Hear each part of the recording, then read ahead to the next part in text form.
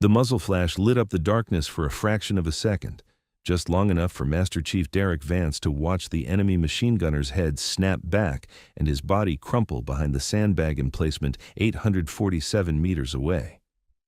Through his night vision device, Vance saw the fighter's two companions react with confusion, bending over their fallen comrade, completely unaware that death was already tracking them through a thermal scope. Two more suppressed cracks echoed across the mountain valley. Two more bodies dropped. "What the hell?"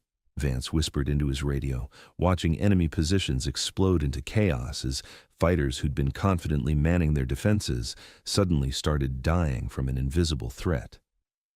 "Who's shooting?" "That would be me, Master Chief." The voice in his earpiece was calm, professional, carrying none of the adrenaline that should accompany eliminating multiple targets in pitch darkness. "Position 2. Engaging now." Vance swung his optics to the second defensive emplacement, just in time to see 4 more enemy fighters collapse in rapid succession. Bolt action, sight picture, trigger press, 4 shots, 4 kills, maybe 6 seconds elapsed time. This couldn't be happening. One shooter, total darkness, ranges approaching 1,000 meters, targets dropping like someone was playing a video game with cheat codes enabled. "Douglas," he hissed, "how are you? Position 3. Another burst of suppressed fire, though Vance still couldn't pinpoint where it was coming from. 3 more thermal signatures winked out on his screen. "Master Chief, might want to start moving. You've got about 45 seconds before someone in that compound realizes all their defensive positions just went silent." 23 Navy SEALs lay concealed in the rocks 300 meters from a fortified enemy compound. Every one of them a veteran warrior with years of combat experience, and every single one of them was staring slack-jawed at their night vision displays, watching the impossible unfold in real time. 7 hardened defensive positions, 30-plus enemy fighters, overlapping fields of fire designed specifically to create a kill zone no assault force could survive. The kind of defenses that had already defeated 2 previous American attack attempts, costing 8 lives and millions in damaged equipment, and someone named Douglas was eliminating them all like she was conducting a training exercise. Position 4, engaging, more bodies dropping. Position 5, engaging. The enemy fighters were starting to panic now, firing wildly into the darkness, their muzzle flashes revealing their positions before Douglas's bullets found them. Position 6 and 7, simultaneous engagement, and clear. All positions eliminated. You are cleared hot, Master Chief. I suggest you move quickly. Vance realized his mouth was hanging open. He snapped it shut and keyed his radio. Viper Team, advance to Phase Line Alpha.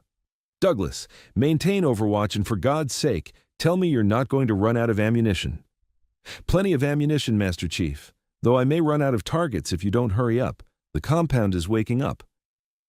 As the SEAL team rose from concealment and began their rapid assault, Vance found himself with a single burning question that would have to wait until after the mission. Who the hell was Douglas? And how had Admiral Harrington found someone who could do what they'd just witnessed? Because 12 hours ago, when a young female lieutenant had walked into their briefing tent, and Admiral Harrington had announced she'd be eliminating all 7 defensive positions by herself, Vance had been certain they were all about to die in a suicide mission led by some Pentagon bureaucrat's untested theory. He'd been so wrong it was almost funny. Except there was nothing funny about watching 38 enemy fighters eliminated in under 2 minutes by a shooter whose position he still couldn't identify, despite years of training to spot snipers. Viper 1. This is Douglas. You've got 4 fighters attempting to flank your left side. Engaging now. 4 more muzzle flashes in the darkness. 4 more bodies hitting the ground before they could threaten his team. Master Chief, Chief Petty Officer Marcus Webb panted over the radio as they sprinted toward the compound. I don't know who this Douglas is, but I'm buying them a drink when we get back. Hell, I'm buying them a whole bar. Get in line, Chief. I'm adopting them. They breached the compound's outer wall, explosives blowing the gate off its hinges, flashbangs detonating in blinding cascades of light and sound. The assault had begun, and it would be brutal, close-quarters battle where SEAL training and experience would determine who lived and who died. But the impossible part, the part where one person eliminated an entire defensive network designed to repel battalion-strength assaults, that was already done. And the 23 Navy SEALs charging through that gate knew with absolute certainty that when this was over, they owed their lives to someone they'd never met, never heard of, and until 12 hours ago, never believed could possibly exist. Admiral Harrington had brought them a miracle wrapped in a rifle scope.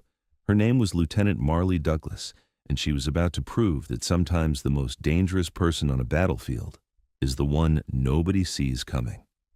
But 12 hours earlier, nobody in that briefing tent believed any of this was possible. 12 hours earlier, the briefing tent smelled like stale coffee, body odor, and the particular brand of tension that came from planning operations where people were likely to die.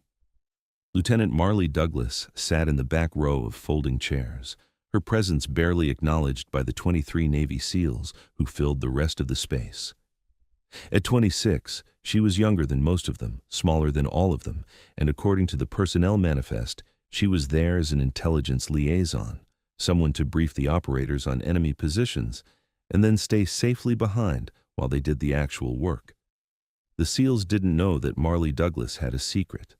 Several, actually.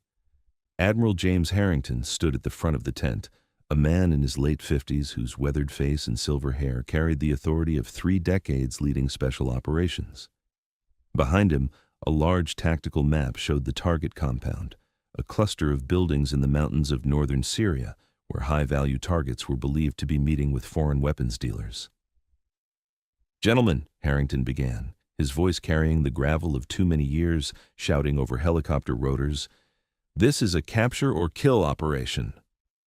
Primary objective, Hassan al-Kuwaiti, suspected bomb maker responsible for attacks on coalition forces across 3 countries. Secondary objectives, any foreign nationals providing material support and intelligence gathering from the compound's communication center." He clicked a remote, and the display changed to show aerial surveillance imagery. The compound is built into the mountainside. 3 main structures, multiple defensive positions, estimated 30 to 40 fighters on site. They've got night vision, they've got heavy weapons, and they're expecting us. Previous recon attempts have been detected and driven off. Master Chief Petty Officer Derek Vance spoke up from the front row. "What's our approach vector, sir?" "Helicopter insertion 3 clicks out, then foot approach using this ridgeline." Harrington traced a path on the map. "The problem is here." He indicated 7 marked positions. 7 defensive emplacements with overlapping fields of fire. Machine gun nests, likely crew-served weapons, positions hardened against airstrikes. They control the only viable approach to the compound. "Can we take them out with precision strikes before insertion?" asked Chief Petty Officer Marcus Webb. "Negative. We need surprise, and any airstrikes will alert the entire area. The targets will scatter before we can secure them." Harrington's expression was grim. "Those 7 positions need to be neutralized silently and simultaneously. If even one opens fire, the whole operation compromises." The tent fell silent. Everyone in the room understood the mathematics. 7 hardened positions, 30-plus fighters, night operation, total surprise required.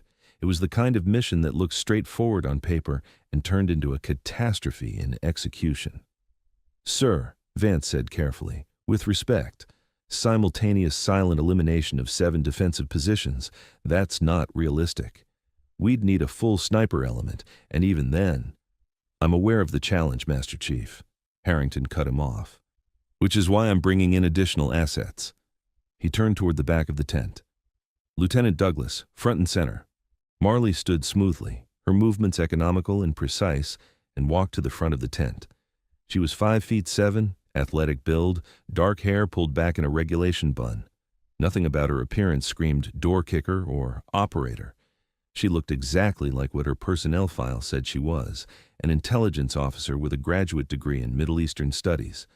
The SEALs watched her with expressions ranging from curious to skeptical. "Lieutenant Douglas will be accompanying your team on this operation," Harrington announced. Vance's face showed carefully controlled confusion. "Sir, with respect, we appreciate intelligence support, But this is a direct action mission. He paused, choosing his words carefully. Having non-combat personnel on target could complicate matters. Lieutenant Douglas isn't here as intelligence support, Harrington said. She's here to solve your 7-position problem. The confusion in the tent deepened. Webb spoke up. Sir, I'm not understanding. One person can't neutralize 7 hardened defensive positions regardless of their MOS. Harrington's expression didn't change. Lieutenant, show them your qualification scores. Marley stepped to the computer console and pulled up a file. The screen filled with shooting qualification records. The SEALs leaned forward, reading the numbers, and the confusion transformed into disbelief. Sniper qualification, expert. Long-range precision, 98.7% hit rate at ranges exceeding 1,000 meters. Low-light operations, qualified. Night vision operations, qualified. Stress course scores that exceeded every benchmark in the database. This has to be a mistake, someone muttered from the middle of the room. It's not a mistake, Harrington said flatly. Lieutenant Douglas holds the current Marine Corps record for long-range precision shooting. She's completed advanced sniper training at 3 different schools. She's qualified on more weapon systems than anyone in this tent, including me. And she's going to eliminate all 7 of those defensive positions before you even reach the compound perimeter. The tent exploded into barely controlled protest. Voices overlapped, all of them saying variations of the same thing. Impossible, unrealistic, too dangerous, untested in combat. Harrington let them talk for exactly 10 seconds. Then his voice cut through the noise like a blade. Gentlemen, shut up and listen. The tent fell silent. I understand your skepticism. I'd be concerned if you weren't skeptical. But Lieutenant Douglas isn't some desk jockey with good range scores. She's been operating in classified capacities for the past 3 years. The reason you've never heard of her is because her work requires absolute discretion. The reason she's here now is because this mission cannot succeed without her capabilities. He turned to Marley. Lieutenant, explain your plan. Marley's voice was calm, professional, carrying none of the defensiveness the SEALs might have expected. 7 positions, maximum separation 200 meters between emplacements. I'll establish a hide site on this ridge. She pointed to the map, which gives me elevated firing position with clear sight lines to all 7 locations. Range will be between 600 and 900 meters, depending on the target. In total darkness, Webb pointed out, without night vision that would compromise your position with IR signature. Correct. I'll be using thermal optics for target identification and acquisition. The enemy positions will show up clearly against the cold mountain rock. I'll engage from longest to shortest range, 7 shots, elimination time under 90 seconds for all positions. 90 seconds? Vance's voice carried open disbelief. 7 targets, varying ranges, total darkness, with the accuracy required for instant kills, so they can't raise an alarm? That's not possible. Marley met his eyes steadily. It's not only possible, Master Chief. It's the easy part. The hard part is getting into position without being detected, maintaining absolute noise discipline, and timing the shots so your team can capitalize on the brief window before the enemy realizes what's happening. And if you miss, Vance challenged, if even one position survives and opens fire. I don't miss? The statement wasn't arrogance, it was just fact, delivered with the same tone someone might use to say, water is wet or gravity exists. Admiral Harrington stepped forward. Master Chief, I'm not asking for your approval. This is how the operation will proceed. Lieutenant Douglas will insert with your team, establish her hide site, and eliminate the defensive positions on your signal. Your team will then proceed with the primary mission while she provides overwatch. Questions? Vance clearly had 1,000 questions, but he also understood the chain of command. No, sir. We'll make it work. Good. Operation launches at 2200 hours. Lieutenant Douglas, you have 6 hours to prep your equipment and coordinate with the team. Dismissed. The SEALs filed out of the tent, most of them throwing skeptical glances at Marley as they passed. She ignored them, instead approaching the tactical map to study the terrain in more detail. Harrington waited until they were alone. They don't believe you can do it. I know, sir. Are you confident? Marley studied the map for another moment, calculating angles and distances in her head. 7 static positions, predictable fields of fire, targets who think they're safely hidden. Yes, sir. I'm confident. Good. Because if this goes wrong, a lot of good men are going to die. He paused. And your career will be over before anyone outside this tent ever knows you exist. Understood, sir. Harrington studied her for a moment. You know, when I first read your file 3 years ago, I thought it was fiction. Nobody shoots that well. Nobody has that kind of natural talent combined with that level of training. And then I saw the video from your qualification course, and I realized we had something unique, someone who could do things that shouldn't be possible. Training in genetics, sir. My father was a competitive shooter. My mother was a physicist. I understand ballistics at an intuitive level that most people don't. It's more than that. You have something that can't be taught. He gestured at the map. But talent doesn't mean much if you freeze when people start shooting back. Have you ever been under fire, Lieutenant? Marley's expression didn't change. 3 times, sir. All classified operations that don't appear in my official record. I performed as expected. And if things go sideways tonight, then I adapt and complete the mission. Harrington nodded slowly. I believe you. Now go make the SEALs believe it too. Preparation. The armory tent buzzed with the controlled chaos of operators preparing for combat. Marley moved through the space with quiet efficiency, selecting her equipment with the careful consideration of someone who understood that gear choices could mean the difference between success and catastrophic failure. Her primary weapon was a custom-built precision rifle, a bolt-action platform chambered in .300 Winchester Magnum, chosen for its balance of range, accuracy, and terminal ballistics. The rifle was equipped with a suppressor that would reduce her acoustic signature to a level unlikely to be heard beyond 200 meters, especially with mountain winds to mask the sound.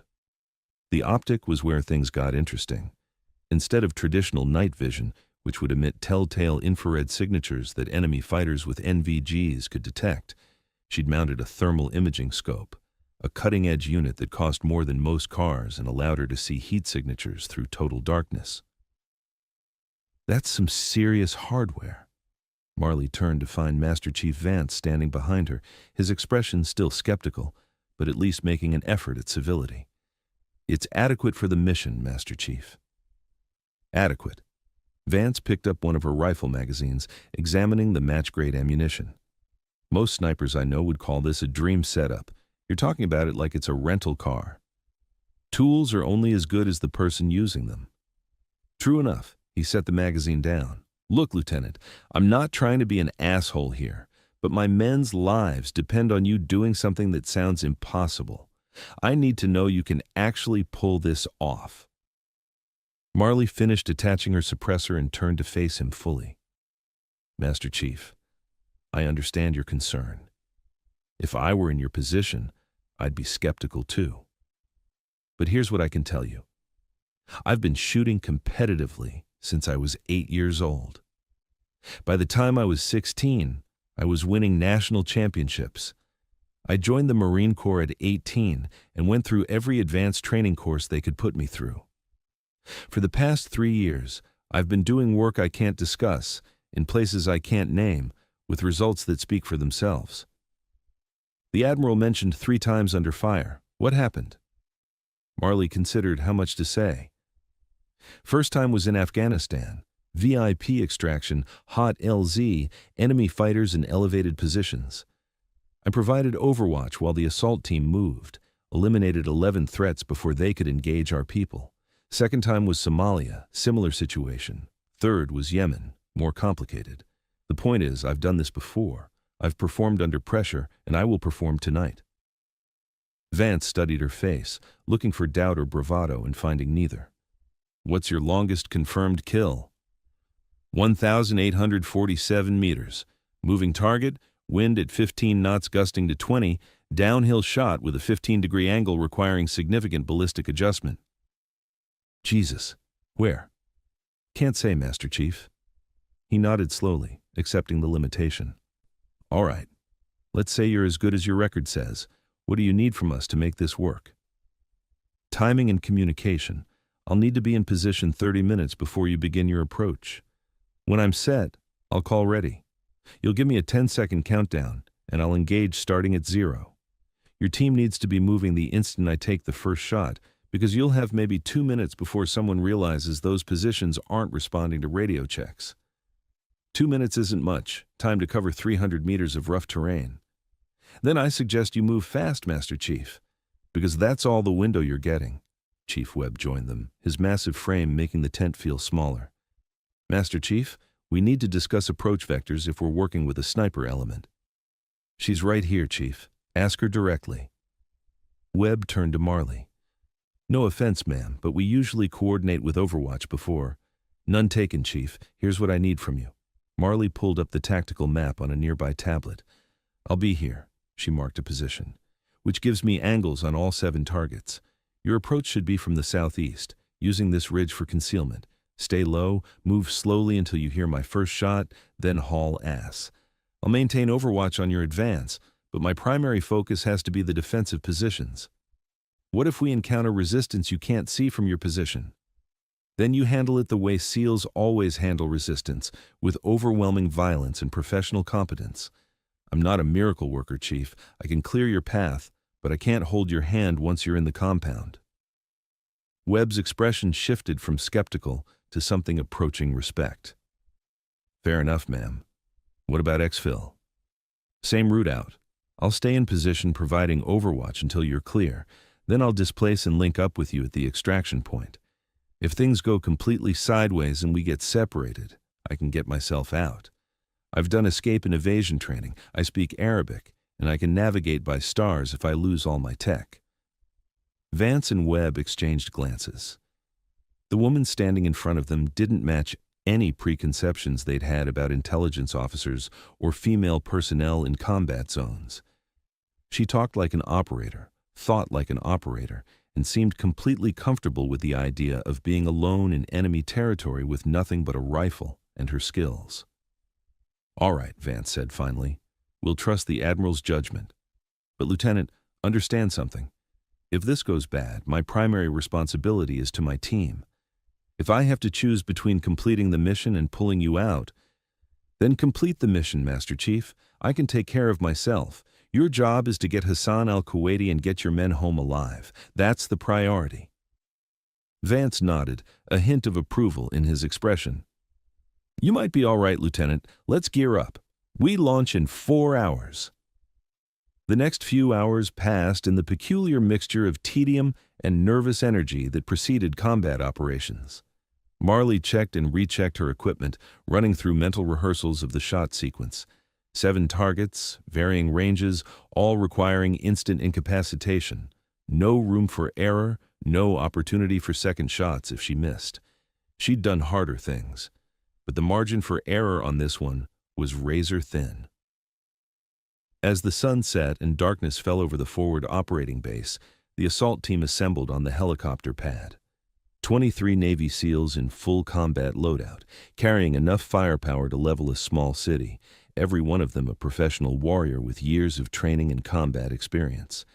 And Marley, smaller than all of them, carrying less gear, looking like she might be the team's junior intelligence analyst, rather than the person their entire operation depended on. Admiral Harrington appeared to see them off. He shook hands with Vance, exchanged brief words with several other team members, then approached Marley. Last chance to back out, Lieutenant. No shame in it if you're not ready. I'm ready, sir. I know you are, but I had to offer. He lowered his voice. Marley, these men are trusting you with their lives. Don't let them down. I won't, sir. Good.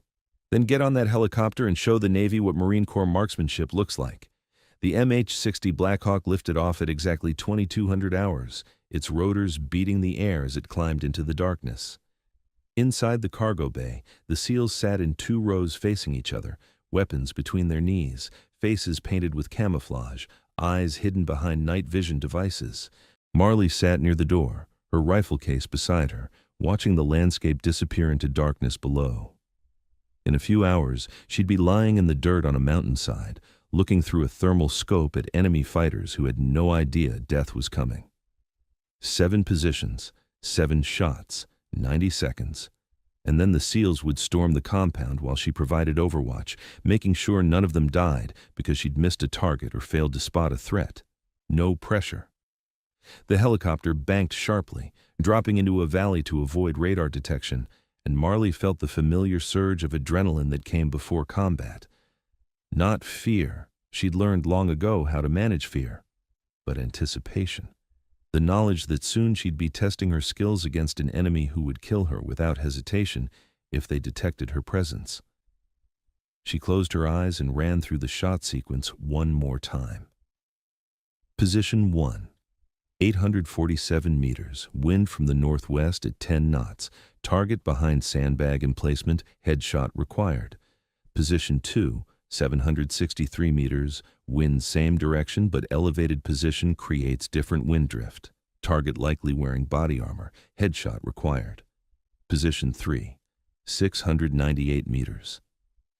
The calculations ran through her mind like music, each shot a note in a symphony of violence she'd compose in the darkness. By the time they reached the insertion point, Marley Douglas would be ready to prove that the Admiral's faith in her wasn't misplaced, and the SEALs would learn that sometimes the most dangerous person in the room is the one nobody expects. Insertion. The helicopter flared hard, its nose coming up as the pilot killed forward momentum 30 feet above the rocky ground. The SEALs fast roped out in smooth sequence, each man sliding down the thick rope and immediately taking a defensive position. Marley went fourth, her rifle case strapped to her back, hitting the ground and rolling away from the rope before coming up in a crouch. The Black Hawk lifted away immediately, not wanting to linger where enemy forces might hear its rotors. Within seconds, the sound faded into the distance, leaving 24 operators alone in hostile territory under a moonless sky. Vance's voice came through Marley's earpiece, barely a whisper. "Radio check." She clicked her transmit button twice, the prearranged signal for affirmative. Around her, the SEALs were forming up into their movement formation, every man knowing his position through countless hours of training and previous operations.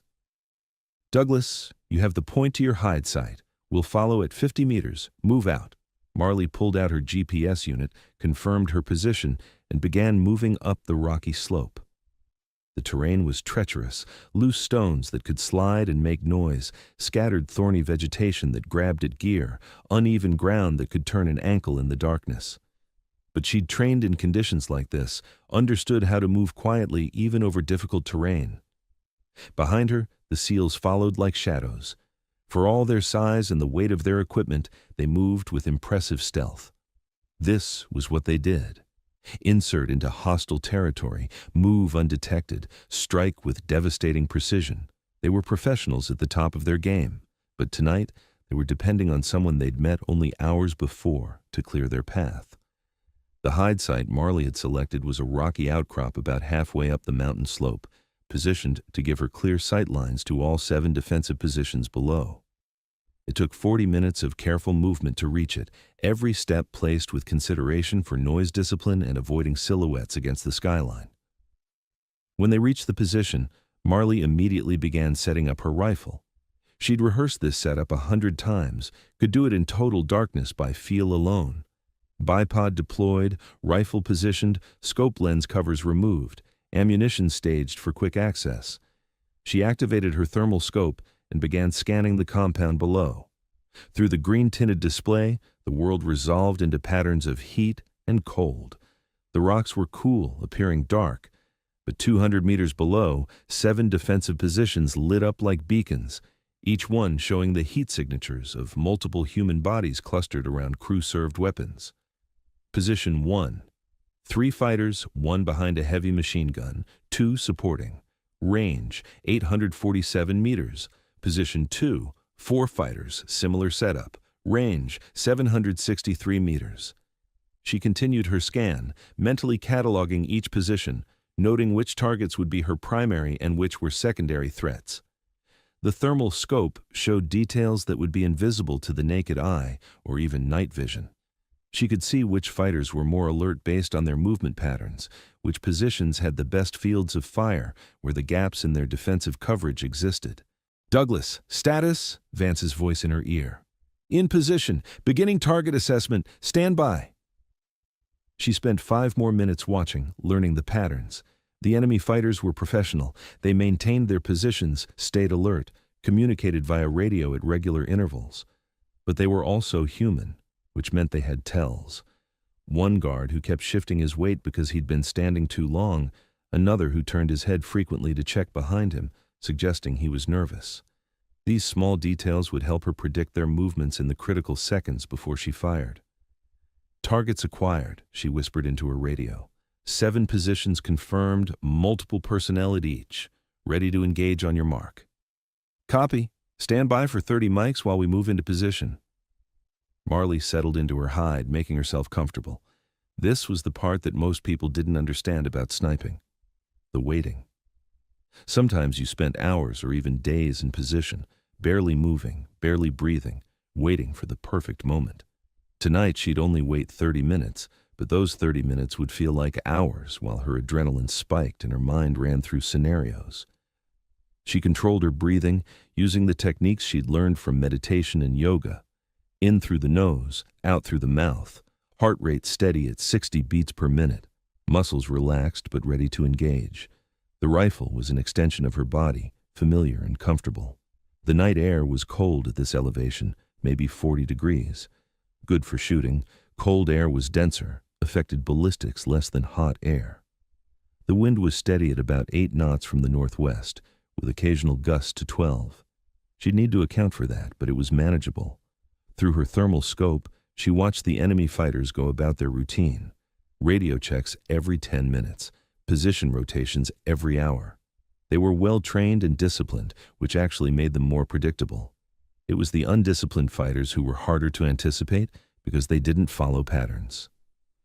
"Douglas, Viper 1, Vance's voice. "We're in position, ready to move on your shots. Call when ready." Marley took a deep breath and let it out slowly. This was it.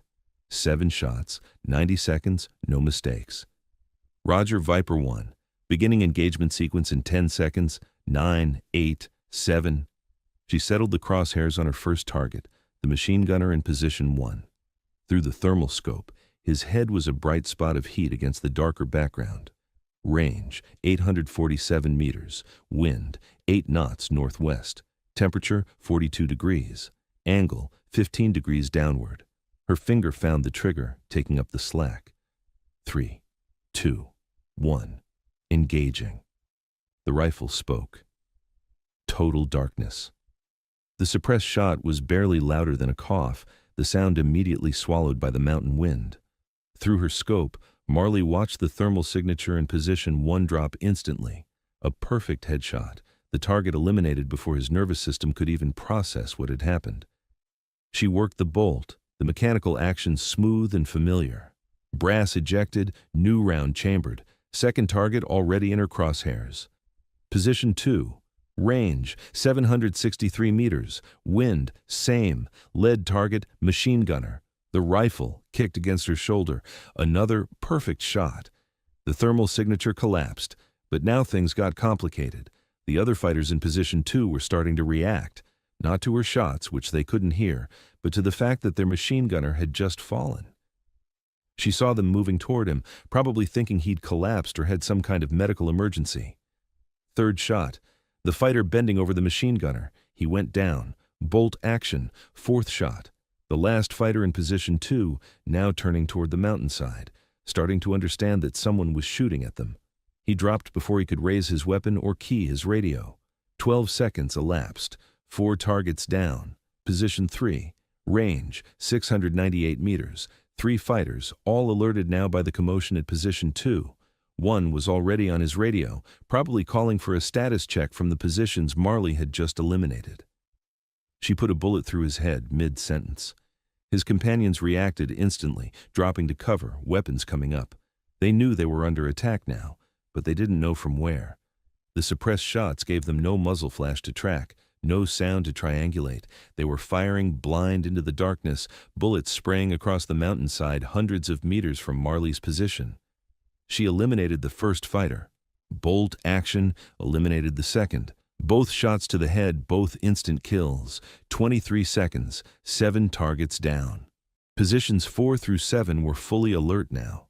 She could see them through her thermal scope, fighters scrambling to their weapons, some firing randomly into the darkness, others scanning with night vision devices, trying to locate the threat. But they were looking in the wrong direction. They assumed the attack was coming from the valley floor, from the compound side, the logical directions for an assault. None of them were looking up the mountain, where a single shooter was systematically eliminating their defensive positions. Position 4. Range 615 meters, 4 fighters, 2 of them firing a heavy machine gun toward the compound approach, the other 2 trying to establish radio communication with the positions that weren't responding. Marley put bullets through both radio operators first, denying them the ability to call for reinforcements. Then, the machine gunners, 2 quick shots, both targets eliminated. Bolt action becoming automatic now, her hands moving without conscious thought. Muscle memory from 10,000 repetitions taking over. 41 seconds, 11 targets down. Position 5 was returning fire now, but they were shooting at phantoms. Long bursts of automatic weapons fire, tearing across the mountainside. Tracer rounds creating arcs of light in the darkness. Beautiful and deadly, but completely ineffective because they had no idea where she was. She waited for the tracers to stop. Weapons going cyclic tended to empty magazines fast. Then engaged. 3 fighters, 3 shots, 3 kills. The position went silent. 58 seconds, 14 targets down. Position 6 and 7 were the farthest from her position, nearly 900 meters, at the extreme edge of her effective range with this rifle and ammunition. The wind at that distance would be more unpredictable, the bullet drop more extreme. These would be the hardest shots. Through her scope, she watched fighters in Position 6 dragging wounded from Position 7, trying to render aid. They still didn't understand they were being shot by a precision marksman, probably thought they were taking indirect fire or were under attack by multiple shooters. She adjusted for the extreme range, accounting for the additional wind drift and the severe angle of the shot. Her crosshairs settled on the head of a fighter bent over a wounded comrade. The shot felt different at this range, a longer hang time where she could almost sense the bullet's flight through the cold mountain air. Through her scope, she saw the thermal signature drop. Bolt action, next target, another shot, another kill. The remaining fighters in both positions were panicking now, some trying to flee, others firing blindly in all directions. One fighter was on his radio, screaming for backup, for air support, for anything that could help them against an enemy they couldn't see. Marley put a bullet through his head, then systematically eliminated every remaining thermal signature in both positions. 87 seconds, 22 targets down. She scanned the 7 positions one more time, looking for any movement, any heat signature that indicated a survivor. Nothing. 7 defensive positions, completely neutralized, none of them having fired a single shot in her direction. Viper 1, Douglas. All positions clear. You are clear to advance. Jesus Christ. Vance's voice carried a mixture of awe and disbelief. We saw the whole thing through our night optics. I don't even have words for what that was. Save the admiration for later, Master Chief. You have maybe 90 seconds before someone in that compound realizes those positions aren't responding. Move now. Copy. Viper Team, advance to Phase Line Alpha. Douglas, maintain overwatch. Through her scope, Marley watched the SEALs emerge from their concealment and begin their rapid advance toward the compound. They moved fast, too fast to be stealthy, but stealth was no longer the priority. Speed was everything now. She kept her rifle trained on the compound, scanning for new threats. Her primary job was done, but the mission was far from over. The SEALs would be vulnerable during their approach, and while she'd cleared the defensive positions, there were still 30-plus enemy fighters in the compound itself. 2 minutes after her last shot, she saw lights coming on in the compound's main building. Someone had finally realized something was wrong. Fighters started emerging from structures, moving toward the defensive positions to check on their comrades. Marley began engaging targets of opportunity. A fighter running toward position 1 with a radio, she dropped him at 650 meters. 2 fighters moving with weapons toward position 3, both eliminated before they'd covered 10 meters. The compound erupted into chaos. Fighters were running in all directions now, some trying to man defensive positions, others seeking cover, none of them understanding where the fire was coming from. Douglas, we're at phase line Bravo, 30 seconds to breach. Copy. Be advised, compound is fully alert. You're going to have heavy resistance. Understood. Keep their heads down. Marley switched her attention to the compound's main building, where she could see thermal signatures gathering, probably fighters organizing a defense. She couldn't penetrate the building's walls with her rifle, but anyone who stepped outside became a target. A door opened. 3 fighters emerged, weapons ready. She eliminated the first 2 before the third realized what was happening and dove back inside. Breaching now! Vance's voice carried the sounds of explosions and automatic weapons fire. The assault had begun. Through her scope, Marley watched the SEALs flow into the compound with professional violence. Flashbangs detonated, blowing out windows and doors. Gunfire erupted from multiple positions. The carefully planned operation had transformed into controlled chaos. Her job now was to make sure none of the enemy fighters could organize a counterattack or escape. She scanned constantly, looking for thermal signatures attempting to flank the SEAL positions or retreat from the compound. There. Movement on the north side of the compound. 4 fighters trying to escape through what they probably thought was an unwatched route. Marley adjusted her aim and began engaging. First target, down. Second target, starting to run. Lead the target, account for movement, down. Third and fourth targets, now aware they were being shot at, diving for cover. She waited for them to emerge, patient, knowing that eventually they'd move. 1 popped up, trying to sprint for better cover. She dropped him mid-stride. The 4th fighter stayed hidden, smart enough to realize that movement meant death. Marley kept her crosshairs on his position, waiting. 30 seconds, 60 seconds. Douglas, we've secured the primary structure. Multiple EKIA taking fire from the secondary building.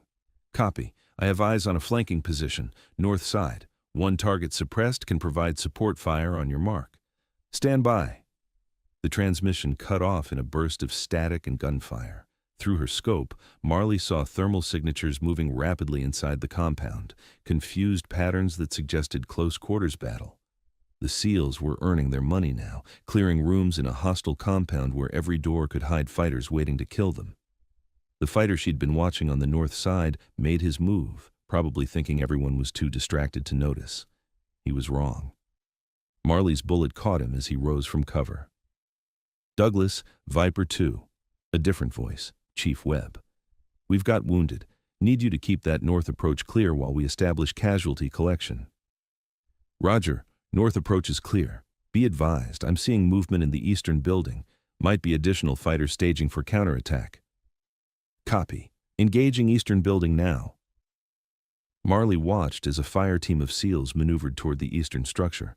One of them carried a Carl Gustaf recoilless rifle, a portable anti-armor weapon that could punch through reinforced walls.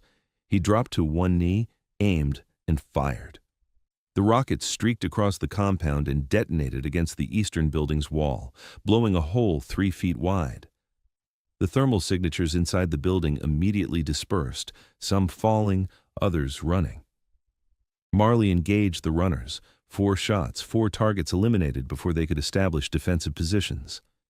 Eastern building neutralized, Webb reported, moving to clear the communications center. The firefight continued for another 10 minutes. An eternity in combat time. Marley maintained her overwatch position, eliminating any enemy fighters who tried to flee or reinforce. Her shooting was mechanical now, target acquisition to trigger pull to bolt action to next target. No thought, just execution. Finally, Vance's voice came through her earpiece. Douglas, compound is secure. We have the primary target in custody, multiple EKIA, and we're downloading intelligence from their computers. 2 of my men are wounded but ambulatory, preparing for extraction. Copy. I'll maintain overwatch until you're clear, then displace to the extraction point. Negative, Douglas. We're coming to you. Can't risk you moving alone through potentially hostile terrain. Hold position. We'll link up in 30 mics. Marley smiled slightly. The SEALs had gone from skeptical to protective in the space of one operation. Roger, holding position. She kept her rifle trained on the compound, watching for any signs of additional enemy forces responding to the firefight. But the thermal scope showed only the SEALs moving through the compound, gathering intelligence, securing prisoners, preparing to exfiltrate. 29 minutes later, she heard movement behind her position. Her hand moved to her sidearm before Vance's voice called out softly, "Douglas, friendly approaching your 6. "Come ahead, Master Chief." Vance appeared, followed by the rest of his team.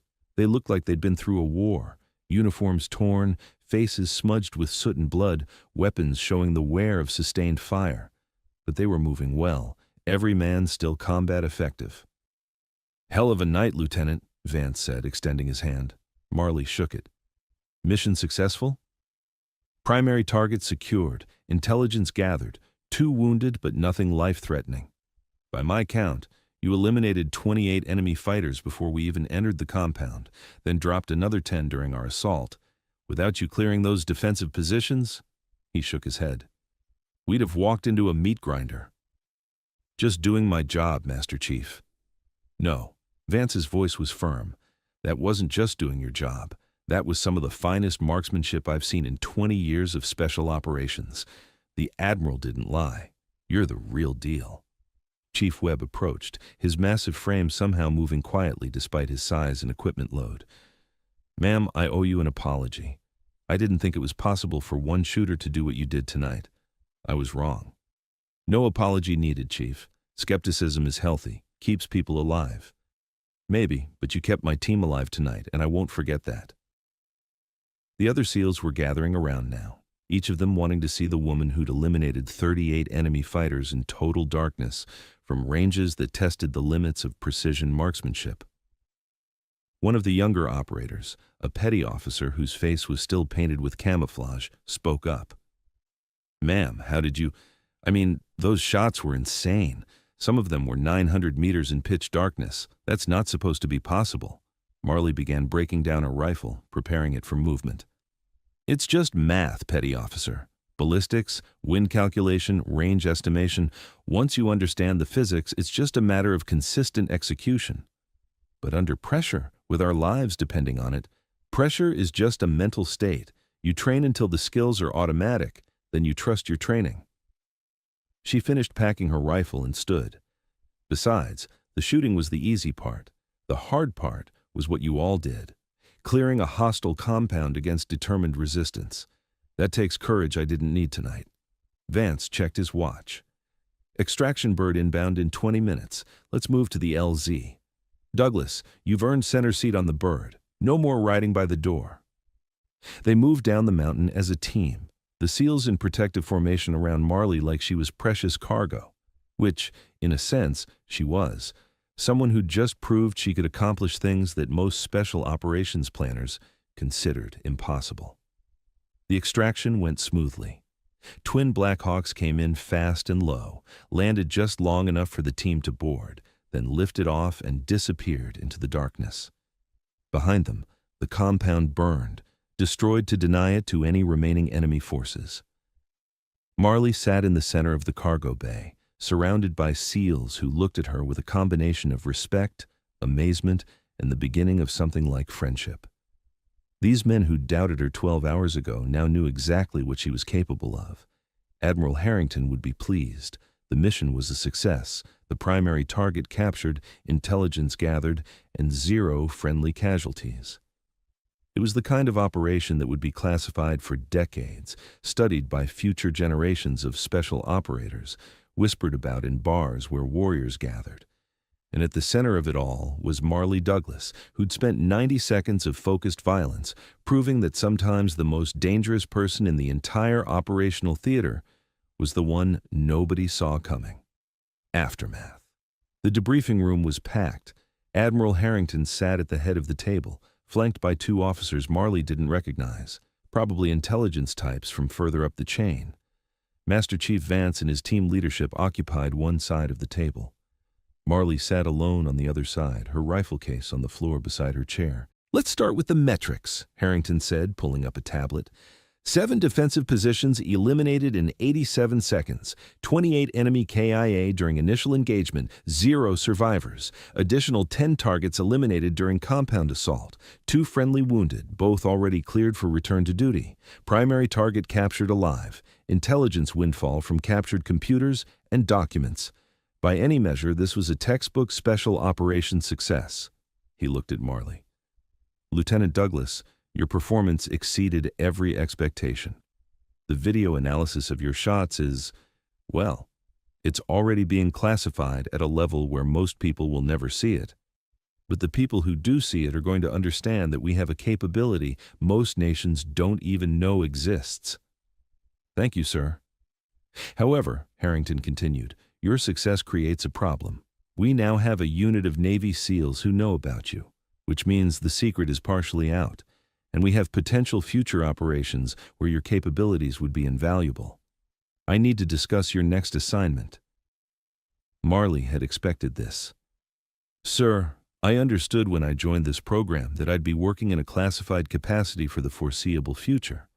I'm prepared to continue in that role.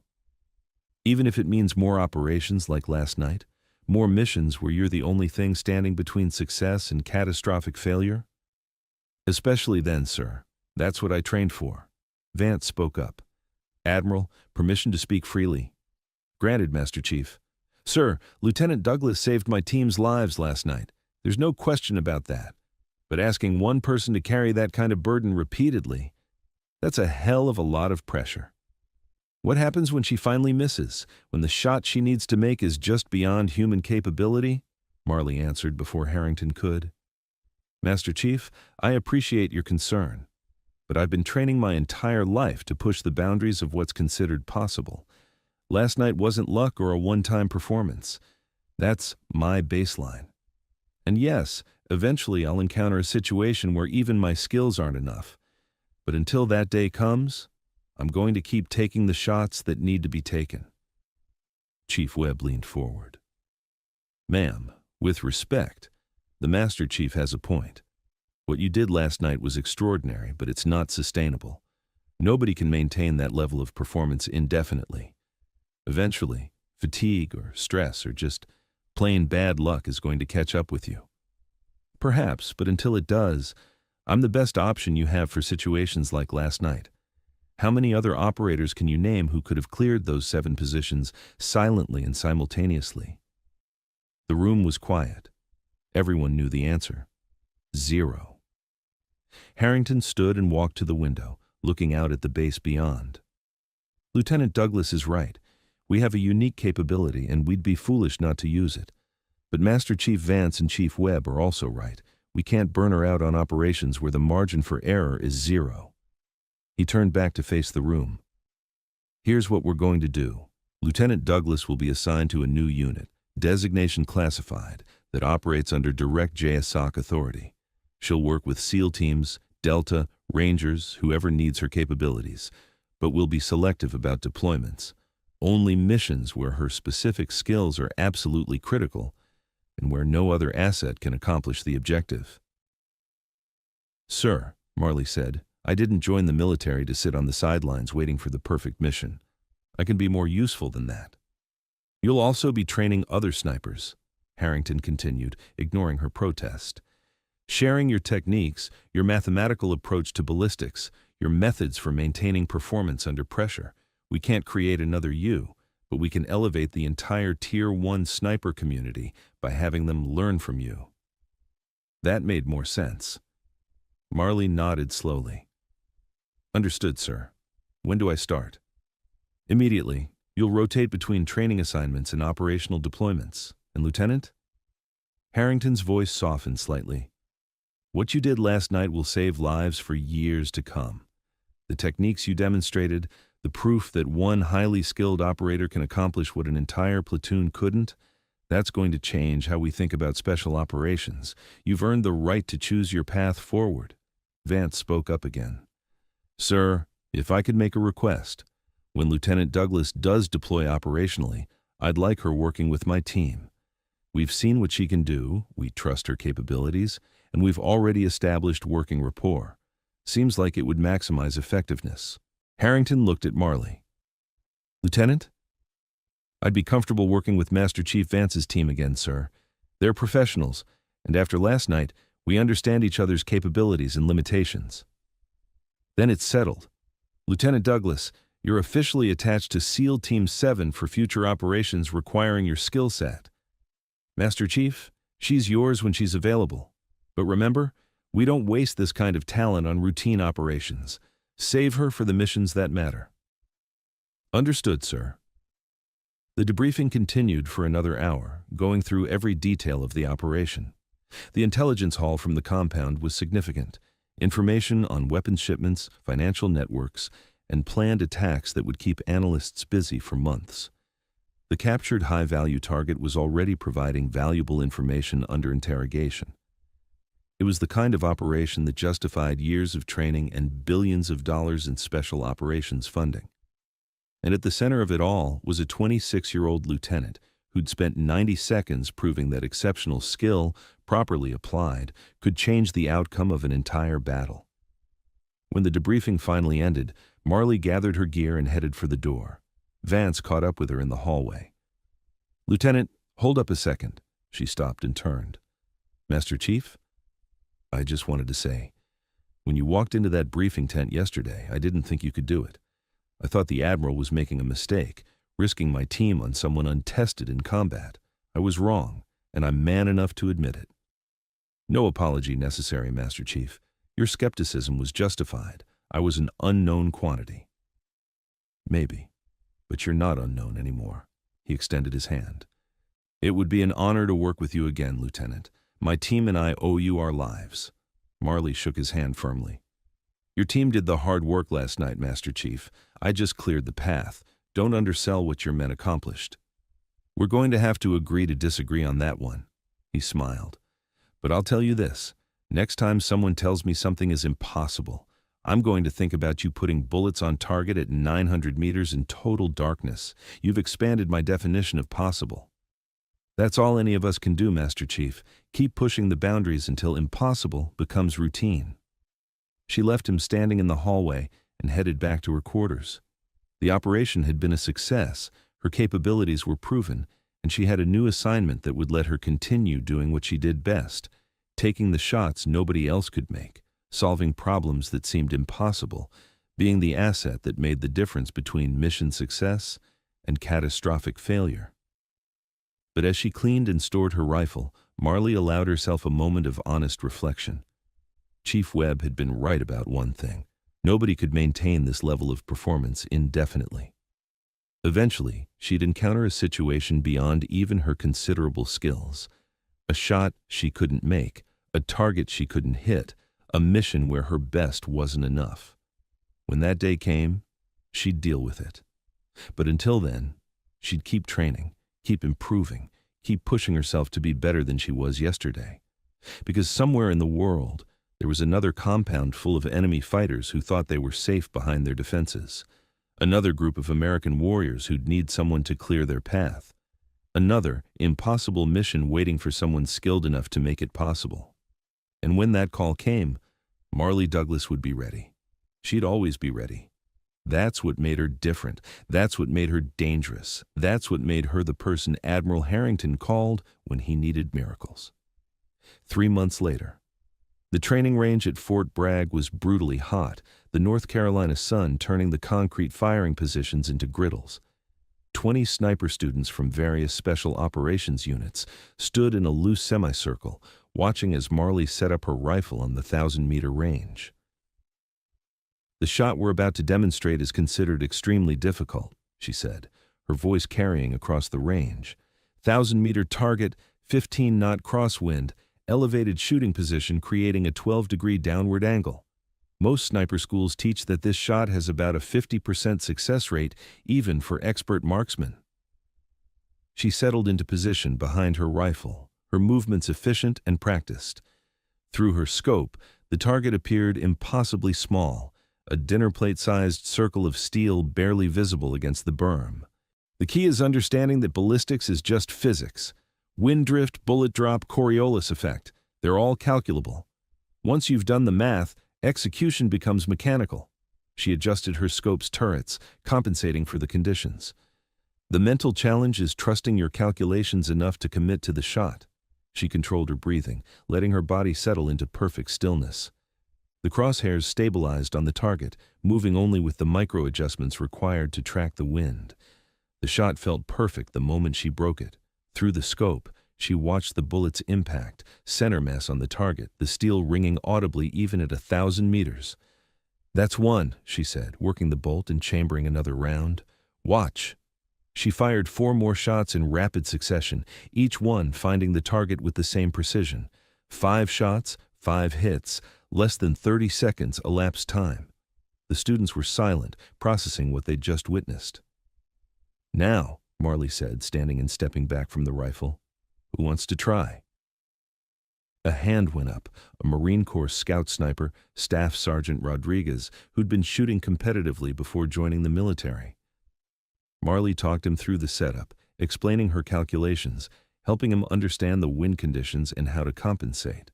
His first shot missed by 2 feet. "Common mistake," Marley said patiently. "You're overcompensating for the wind because it feels stronger than it actually is at this elevation. Trust your wind call, make the adjustment, try again." His second shot was closer. His third actually hit the target. "Outstanding, Staff Sergeant. That's the kind of improvement we're looking for. Everyone else, find a shooting position. We're going to spend the next 4 hours working on long-range precision until you can all make that shot consistently." The students dispersed to their firing positions, and Marley moved among them, offering corrections and guidance. This was her life now, a mixture of training assignments like this one and operational deployments when situations required her unique capabilities. In the 3 months since Syria, she'd conducted 4 more combat operations. One in Yemen, eliminating a cell of bomb makers who'd been planning attacks on commercial aviation. One in Somalia, providing overwatch for a hostage rescue mission. 2 in Afghanistan, supporting SEAL and Delta operations against high-value targets. Every mission successful, every shot on target. 0 friendly casualties while she was on overwatch. But she could feel the weight accumulating. Each operation added to the pressure, the knowledge that teams of elite warriors were depending on her to do things that shouldn't be possible. The expectation had become that Marley Douglas didn't miss, didn't fail, didn't have bad days. It was exhausting in ways that had nothing to do with physical fatigue. "Ma'am," one of the students approached, an Army Ranger with a question about scope adjustment. She spent 10 minutes helping him understand the relationship between MOA adjustments and bullet impact at various ranges. This was useful too. Every sniper she trained might someday be the difference between mission success and failure for their team. Every technique she shared might save American lives in some future battle. It wasn't as immediately gratifying as taking the shot herself, but it was important work. Her phone buzzed. A text message from a classified number she recognized. Admiral Harrington. "New tasking. Briefing at 1800 hours, priority 1. Marley looked at her students, all of them working diligently on the range, improving with each shot. Then she looked at her phone again. Priority 1 meant something significant, something that required her specific capabilities. She called over her assistant instructor, a Marine Corps gunnery sergeant who was perfectly capable of running the range without her. "Gunny, I need to step away. You've got the rest of the day." "Roger that, ma'am. Everything okay?" "Just another meeting. Keep them working on that 1,000-meter shot. I want everyone achieving at least 60% hit rate before we move to the next evolution." "Will do, ma'am." Marley gathered her gear and headed for her truck. Another briefing, another impossible mission, another chance to prove that the impossible was just the untried. She wondered what it would be this time. What target was so difficult that Admiral Harrington was pulling her off training duty to handle it personally? What situation was so critical that they needed the woman who'd cleared 7 defensive positions in 87 seconds of total darkness? Whatever it was, she'd be ready. She was always ready. That's what made her Marley Douglas, the sniper nobody knew existed until the moment they needed miracles delivered at the speed of a rifle bullet. The woman who'd turned impossible into routine. the operator who made sure that when SEAL admirals needed someone to clear enemy positions in total darkness, they knew exactly who to call. She drove toward the briefing, her mind already shifting into operational mode, ready for whatever came next. Because somewhere in the world, enemy fighters were manning defensive positions, thinking they were safe, thinking they were hidden, thinking they were ready for whatever the Americans might throw at them. They had no idea that Marley Douglas existed, and by the time they figured it out, it would already be too late. Thank you for watching. Subscribe to hear more powerful stories of brave women in uniform.